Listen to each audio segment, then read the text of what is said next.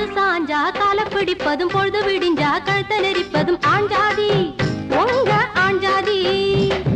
படுக்கையறைதனை சட்டசபையாக்கி தேவையை எல்லாம் அமலாக்கி கொள்ளும் பெண்ஜாதி உங்க பெண்ஜாதி. சொல்லுறது வாயால செய்யறது எதுமில்ல, சொல்லுறது வாயால செய்யறது எதுமில்ல.